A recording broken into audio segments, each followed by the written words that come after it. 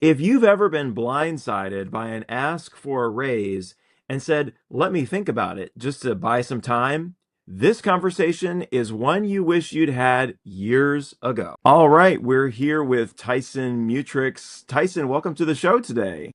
Darren, thanks for having me, man. I'm excited about this. It's always fun to talk to you. Yeah, I'm really pumped because I was on your show several years ago. It's great to have you back. So much has changed since then. Really, really glad to have you. Before we kind of dive in here, give us kind of the 30,000 foot view of who you are and what you do so our audience knows a little bit about you.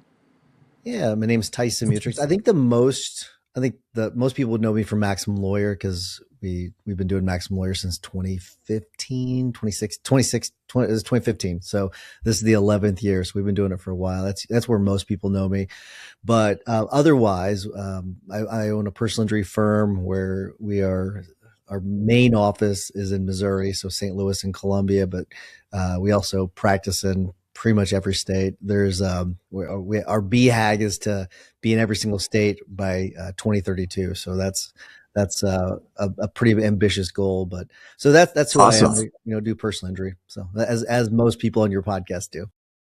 Yeah, awesome.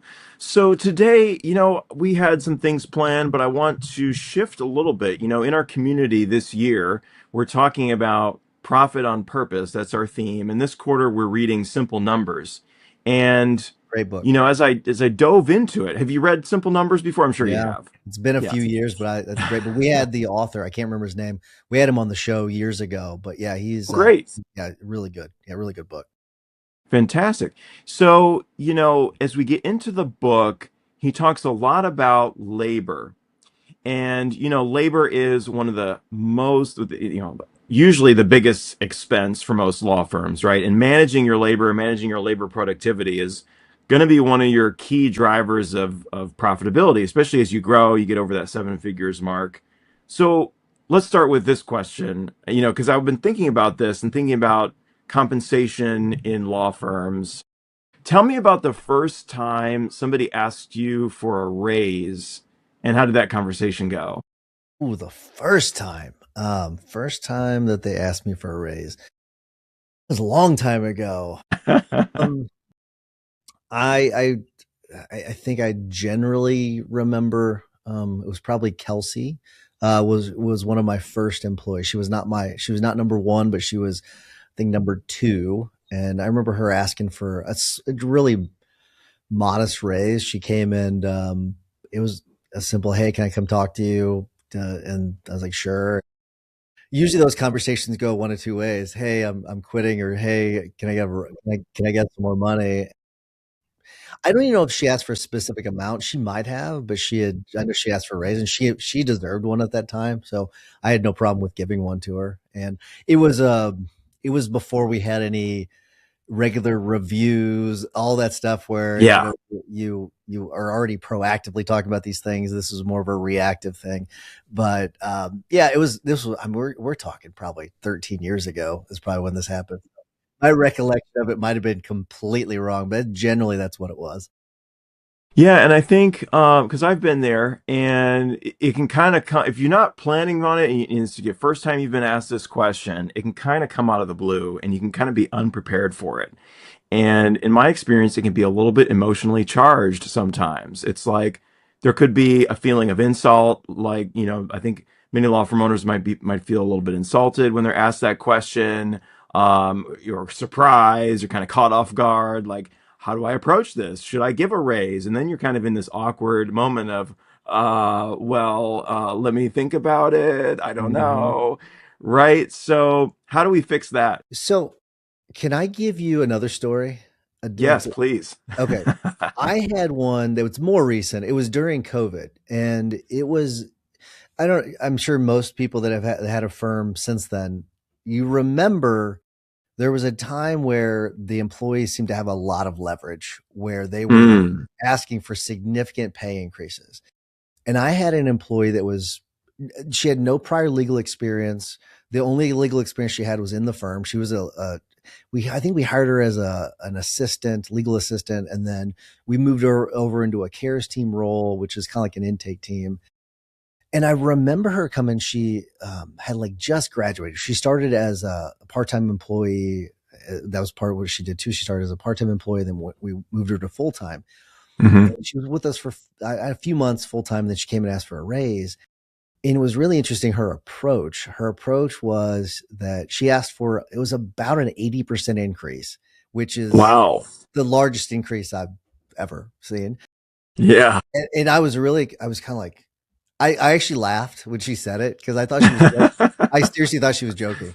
But, Yeah. and I wasn't being insulting. I wasn't rude to her Yeah. or anything else. But then I remember her, and I said, we just can't pay that. Like, that's just not something we're going to do. It was more than a lot of our senior employees were making. I'm like, Hmm. we just can't do that. I can't justify that. Plus, you don't have any experience. You just don't have the experience to justify that. And I said, if you did, then sure, I'd be happy Yeah. to.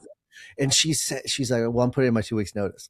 It was like, Oh, wow. it was like a hostage negotiation or something. And I remember I was like, okay, that's fine.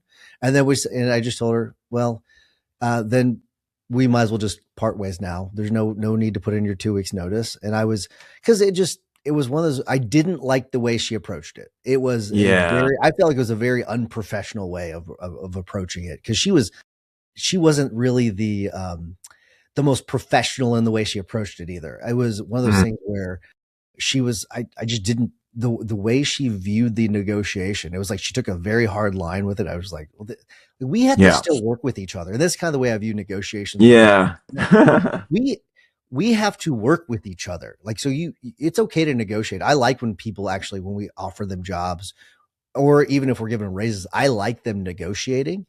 But taking a really hard line one way or the other, is a really bad idea because you have to still work with each other. And if you have resentment on one side or the other, that's a tough thing to get over. It really is. Yeah, definitely. And if there's no like criteria and you just give out raises because people ask, or even if you deny them and there's no like rationale for it, that can leave a real bad feeling with your employees. You can lose a lot of trust. You can really alienate them. So one of the things that I've been thinking about, Crabtree talks a little bit about this in the book, is that everyone should get paid a market-based wage. There's a salary economy. And so what we need to do is make this less emotional and more objective. And so I got thinking about this and I was thinking, what we need to do is we need to have a compensation framework. There should be a pay scale. There should be, like, for each role, there should be levels. And the only time you get an increase is if you level up, or yeah, basically you level up or the salary economy changes. And so then we can sit down with our employees and we can have a more objective conversation. And I can tell them, look, tell me how much money you want to make. I want to know. Now let's make a plan for how you get there. Have you done anything like that in your firm, like making that more objective? Tell us how you approach it now. So we used to take more of I think it was a loose approach than what we do now. I do wonder. I'm going to answer your question, but I am curious what your thoughts on. He's got an interesting approach where, if I remember correctly, he doesn't. They don't have like automatic pay raises built in. Exactly. I don't even think they have pay raises built in. It is more of like you have to do something to then get the raise. Like, it's got to be some sort of, like you said, leveling up. Which, Hmm. I do wonder what your perspective is on that, because I think that's not typical. It's definitely not typical. I think I agree with it to a certain extent. There shouldn't be just like an automatic bump every year, necessarily, because people then start to expect that every single year. And then if there's a year you can't do it, you're in trouble and everybody's mad. But if the salary economy changes, if like the market wage for your role has increased significantly, then there's an argument for you to be paid more. Maybe we're going to adjust the entire scale. But just like an automatic every year increase, yeah, that was kind of a surprising thing for me when he said that. And I was like, but it makes sense to some degree. What do you think?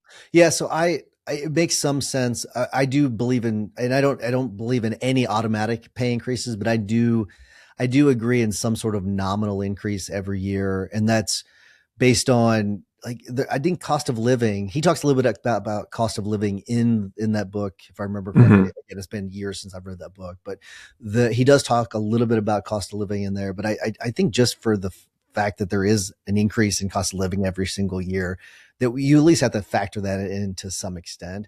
I'll also say our approach completely changed on how we do salaries now. We used to do Yeah. lower salaries and then do higher bonuses. We had a really complex bonus system, which is a real pain in the butt if you have one. It really, because we had you had a lot of opportunities for bonuses, but Yeah. what we were finding is in some employees that we felt really deserved higher pay, they may not have been hitting the bonuses. And so they weren't getting as much as we wanted to pay. So we just said, all right, it's a pain in the butt to track all these bonuses. Let's just scrap the entire bonus system and just increase salary substantially. And that's the model we've been going out for a while. Now, when it comes to pay increases, so we do two reviews a year. So we do both of those. During the annual review, we do evaluate it for an increase. There's no formula we use. It's more of the leadership team. We meet about it. We talk about it. Should we increase their pay here? Usually what we see an employee asking for an increase during the annual review. We don't always give it. It's based on, okay, I wouldn't, I'm not even going to pretend to say we do it the same way as Crabtree talks in the book, where if you level up, but subjectively, we kind of are saying, hey, like, have they leveled up? Is there a reason to pay them more money in this role? And so I am not, to me, and I can't remember what his perspective is on this.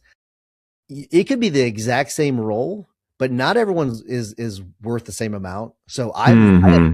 zero problem Yeah. paying a person that is worth more money. I have zero problem with that, even if it's the exact same position. And so we kind of view it on value to the firm. It's a pretty Yeah. general subjective way, I guess, but we try to make it as objective as possible.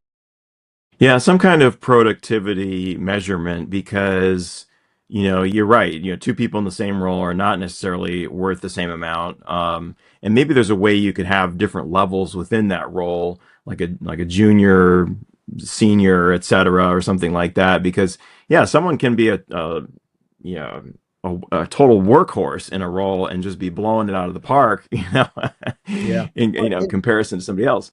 And you should have KPIs built in. And so that's one of the things we're looking at too. Okay. So are you hitting your KPIs on a regular basis? And maybe they're both hitting KPIs, but one of them is just blowing it out of the water and one of them is just barely meeting the KPIs. So Yeah. we can objectively look and see, okay, one of them is actually doing a better job for the firm. They just objectively are. So it's not like we're just pulling some sort of something out of a hat and just making it up. There is some rhyme to our reasoning. Yeah. Yeah, absolutely. And one of the more controversial things that Crabtree says, he subscribes to the open book management philosophy where everybody knows all the numbers, and he takes it even a step further in that everyone knows what everyone makes. And his argument is when you're paid a fair market wage, then it should make sense and it shouldn't be a problem. And if someone's like, well, why does Susie make more than me? Well, there's a great opportunity for a conversation. That's a little bit unnerving for a lot of folks. So what do you think about that? I don't subscribe to that. I just think it creates too much resentment because I understand the philosophy. I get it, but here's the reality of it. Okay, so Susie makes more money. Okay, because as the firm we think Susie makes more money, but Hmm. but Jane makes less money, and because we think Jane is worth less. If Jane knows what Susie makes, Jane's going to think that she in her mind she is a better employee than Susie. And that Hmm. doesn't matter what we tell Jane. We can explain it to Jane, but Jane does not care. Jane in her head thinks she's more valuable because and it she Jane will not care about the numbers. Jane will care about, well, I do this for the firm and I do that for the firm. And so she'll find a lot of other reasons as to why she is worth more than Susie. That's just the reality. Hmm.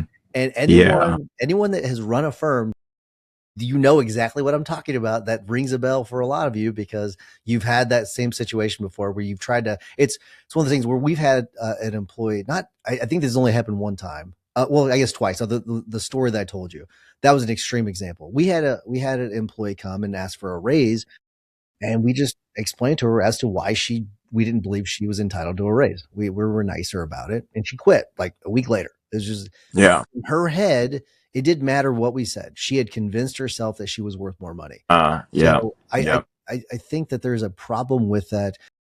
You're also going to get resentment over how much does the law firm owner make. We do show. I think that there is something we do that is similar though, where we do show like all the fees that come in because that's one of the things that we track on a regular basis. Every quarter, we look at Yeah. one of our rocks is always the amount of fees that we've collected. So that is they do see how much money is coming in. They don't see the money going out. They don't. Hmm. I don't. Hmm. They know we spend a lot of money on cases, so I don't think that they really care about seeing that anyways. But I think sharing salaries is just a. I just it's not a pain in the butt that I want. I just don't want it. It could be dangerous. Could be dangerous. I think there's potentially I can see both sides. I mean, on the one hand, there people are going to talk. So, whether you tell them, whether everybody knows how much everybody makes or not, they're going to figure it out. Yeah, yeah, And they're sure. going to make assumptions about how much you as the owner make too. So there's something there perhaps, but I totally get where you're coming from. It can open up a whole can of worms. And legally, I've seen attorneys do this. Legally, you can't do this. You can't tell employees not to tell each other what they make.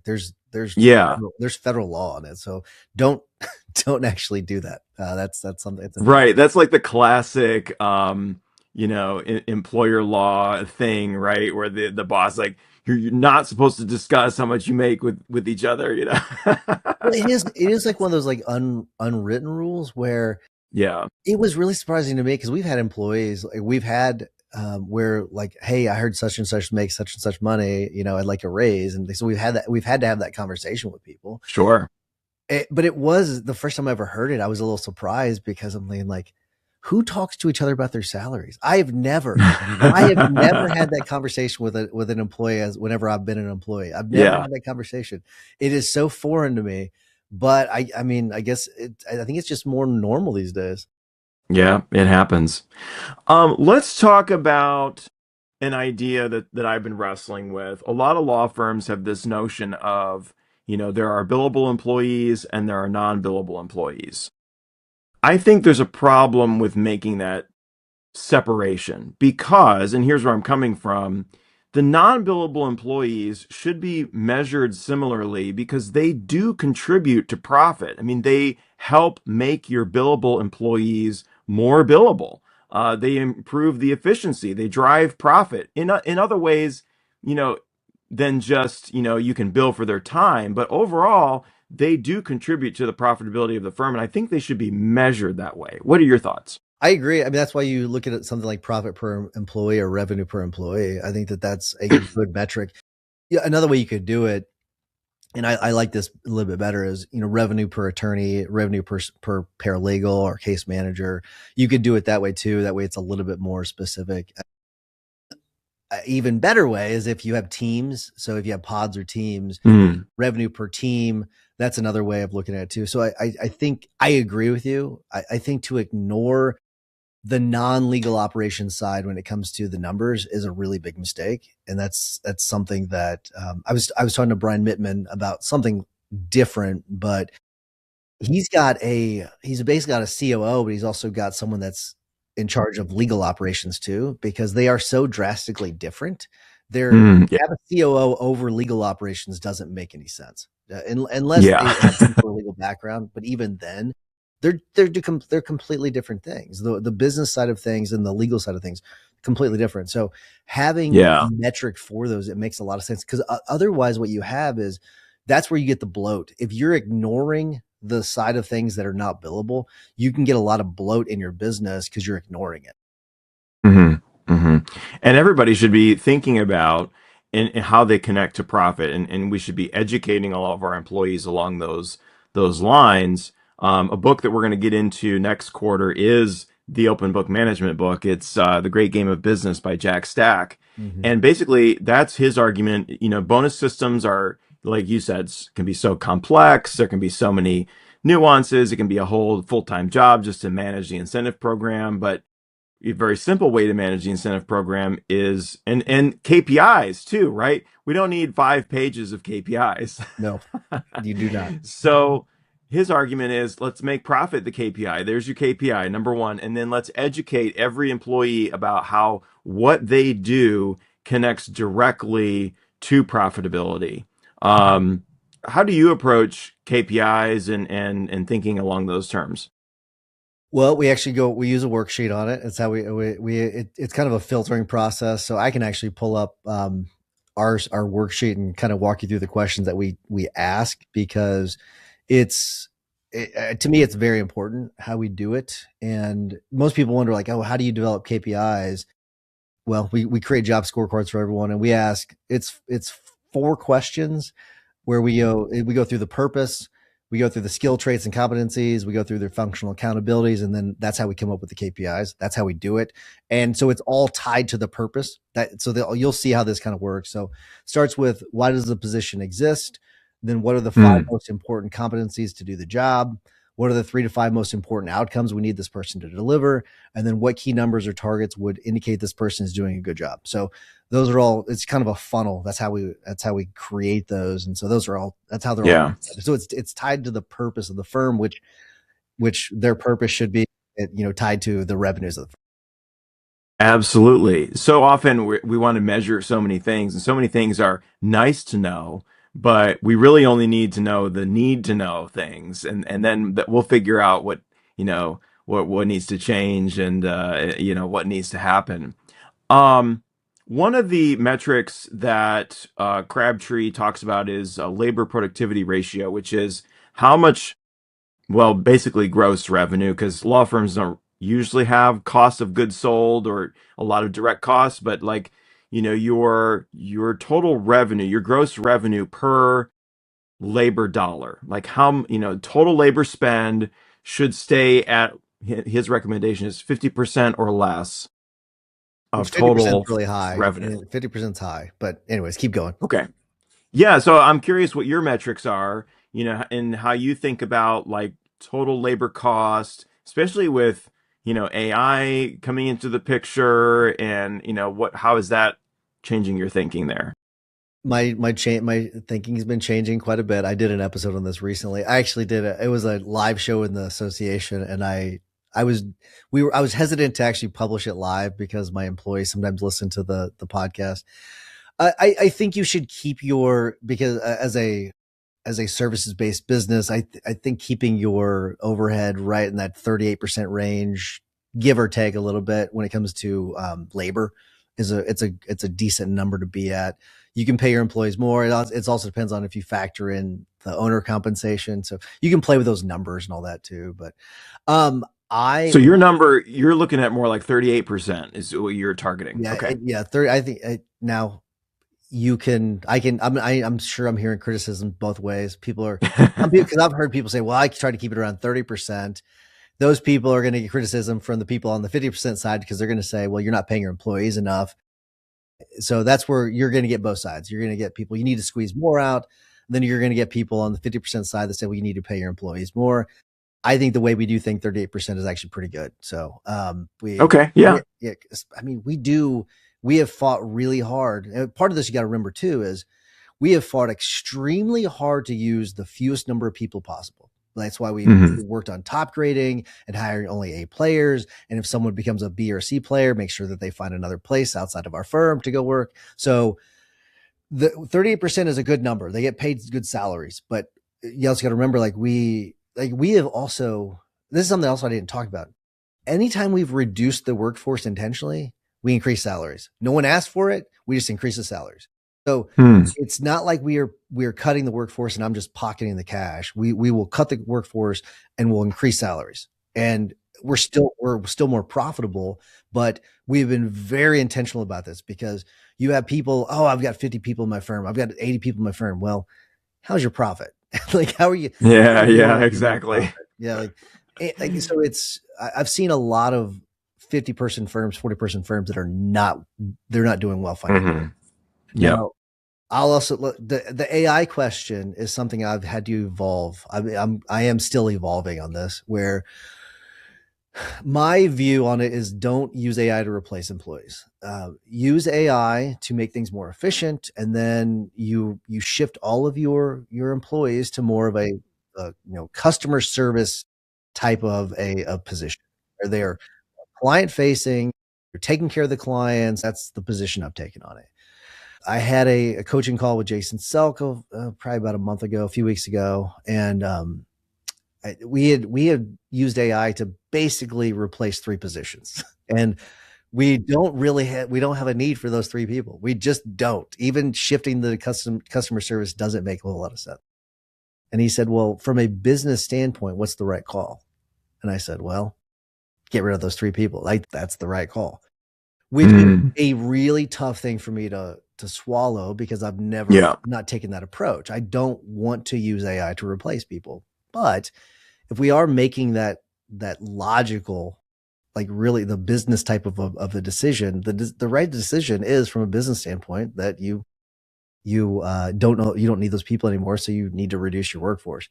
We've not we have actually reduced one. We've taken one off the board, and so that I'm not comfortable taking all three off the board. I just don't. I don't feel Yeah. good about that. It's not something I feel great about, and so I'm very hesitant to pull that trigger. I just am. Yeah, that's a really tough question to wrestle with. I don't have any suggestions. I think that's one you've got to really figure out for yourself. Maybe, and I'm kind of thinking about it for my own business. I want every employee to be empowered by AI to improve their efficiency, and maybe that's how we grow. Maybe we can grow further without needing to increase headcount. Kind of taking that approach and how I think about it Mm-hmm. is how do we, but at the end of the day, if somebody, their whole role is no longer going to be needed completely, then that, hey, well, it's tough to get rid of people, but the way we think about that, or the way I've been taught to think about that is, it's the kind thing to do because you're helping them, move on to somewhere else that's going to be a better fit for them, hopefully. Yeah, and here's the struggle that a lot of people are going to have is that you're not going to see full roles being replaced at one time. What you're going to see is Hmm. substantial parts of their role being taken in one spot, and then another role, substantial parts of another role being taken, and then substantial Yeah. parts of another role being taken. And those people are just going to have less to do. They are. And so you're going to have these big pockets that are no longer necessary in your firm, and you're going to have to find a way to put that puzzle together. Yeah, yeah. You mentioned in our call, just we'll touch on this before we go. You've built an entire case management system using Claude Code and Bolt, Yeah. and you're dramatically reducing your software spend as a result of it. Tell us just a little bit about that.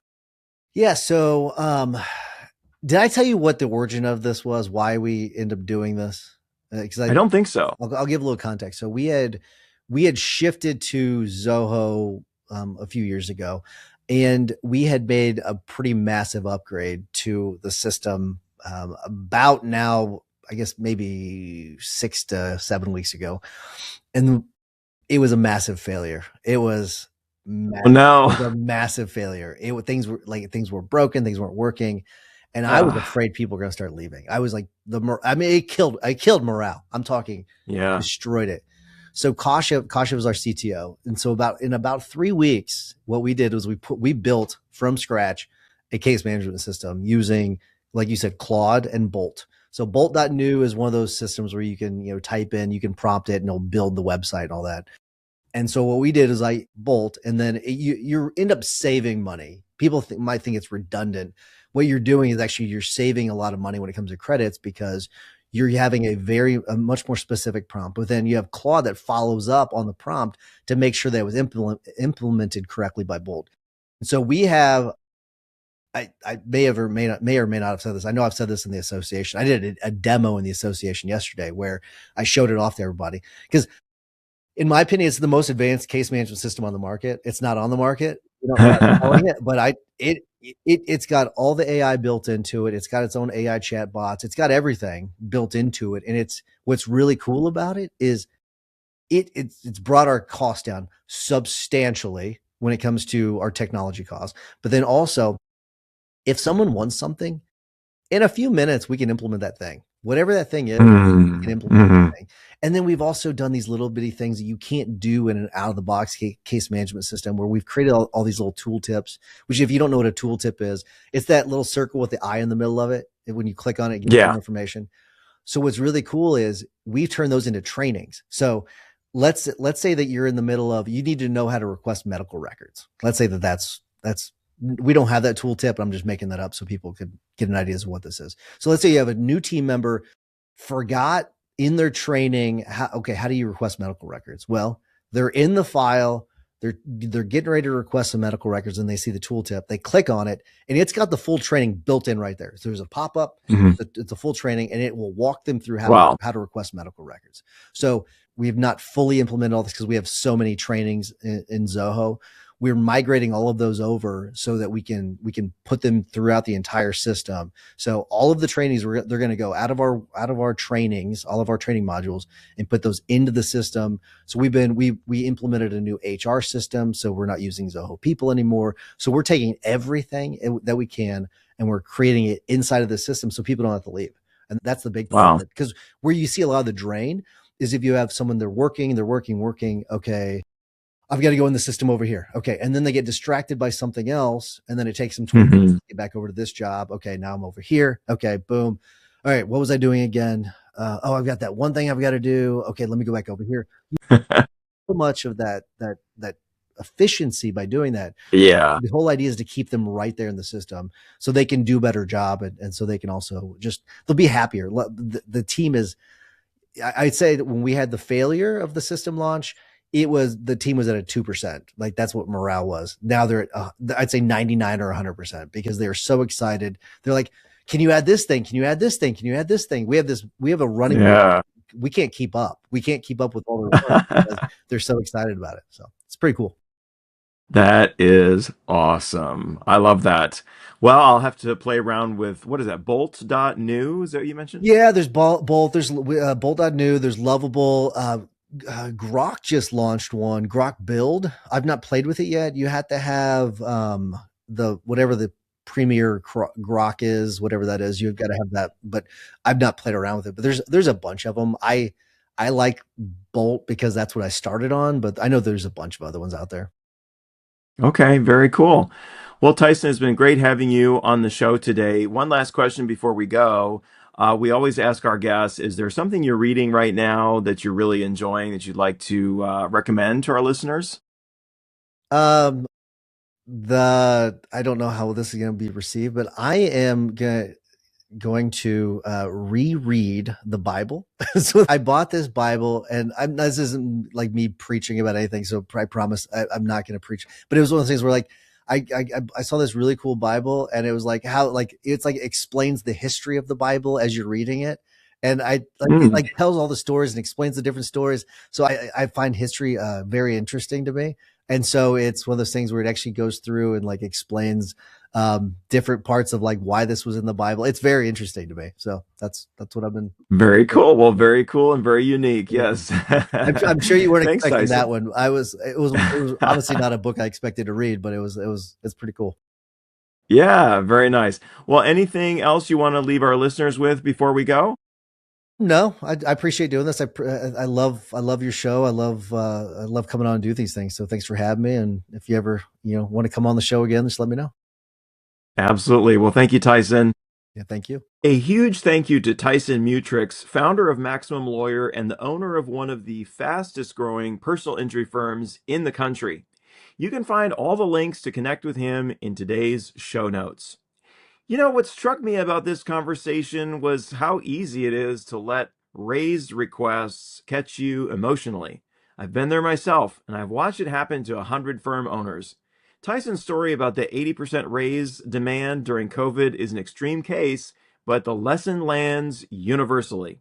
The moment compensation becomes a one-off negotiation, you've already lost trust on both sides. The fix isn't tougher negotiation skills, it's a clear pay scale and a market-based framework that takes the emotion out of it. Here at The Lawyer Millionaire, we help law firm owners build the financial systems that turn decisions like this one from emotional to objective. A compensation framework that scales, cash flow you can actually trust, and integrated tax and business planning that makes paying your A players what they're worth genuinely doable. When the numbers underneath your firm are clean, the conversations on top of it get a whole lot easier. If today's conversation hit home, come join us inside the Lawyer Millionaire community at community.lawyermillionaire.com. This quarter, we're working through simple numbers together, and conversations exactly like this one are happening every week. Well, that's it for today, friend. But remember one thing. If your law firm isn't building you wealth and freedom, what the hell are you doing? Can I get an amen? Now, go make it happen, and I'll see you next time.